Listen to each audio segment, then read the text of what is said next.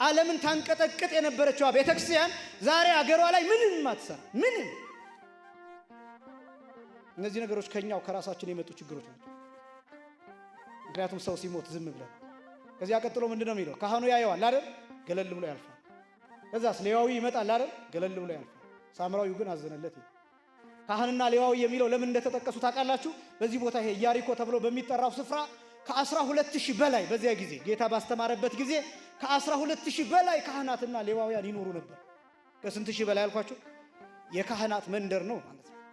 የካህናት መንደር ነው። ያ መንደር ሰውየው ተደብድቦ ሰውየው ተገፎ ወንበዴዎቹ ያሉት ወንበዴዎቹ የሚገኙት የካህናቱ መንደር አጠገብ ነው።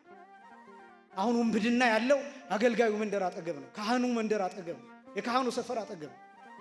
አሁን ሰው እየተገደለ እየተቀነጠሰ የሚጣለው የሃይማኖት አባቶች ነን በሚሉት ዙሪያ በየትኛውም በኦርቶዶክሱ ብቻ አይደለም፣ በሙስሊሙ በፕሮቴስታንቱ በየትም ክፋት ያለው ወንብድና ያለው ጭካኔ ያለው ሌብነት ያለው ማጭበርበር ያለው ማስመሰል ያለው ውሸት ያለው በጣም ብዙ ነገሮች አሁን በአገልጋይ መንደር ነው ያለው።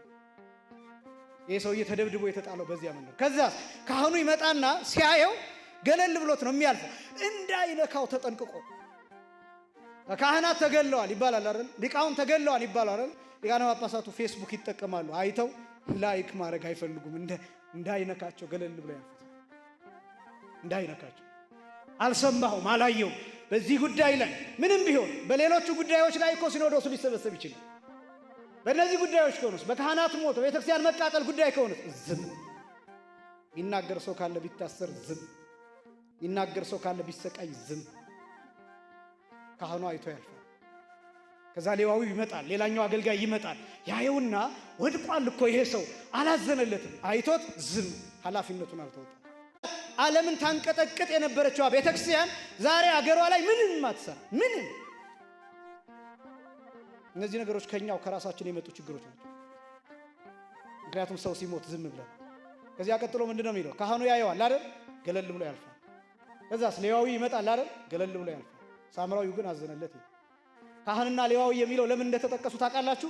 በዚህ ቦታ ይሄ ኢያሪኮ ተብሎ በሚጠራው ስፍራ ከ12000 በላይ በዚያ ጊዜ ጌታ ባስተማረበት ጊዜ ከ12000 በላይ ካህናትና ሌዋውያን ይኖሩ ነበር። ከስንት ሺህ በላይ አልኳችሁ? የካህናት መንደር ነው ማለት ነው። የካህናት መንደር ነው። ያ መንደር ሰውየው ተደብድቦ ሰውየው ተገፎ ወንበዴዎቹ ያሉት ወንበዴዎቹ የሚገኙት የካህናቱ መንደር አጠገብ ነው። አሁን ወንብድና ያለው አገልጋዩ መንደር አጠገብ ነው። ካህኑ መንደር አጠገብ ነው። የካህኑ ሰፈር አጠገብ ነው። አሁን ሰው እየተገደለ እየተቀነጠሰ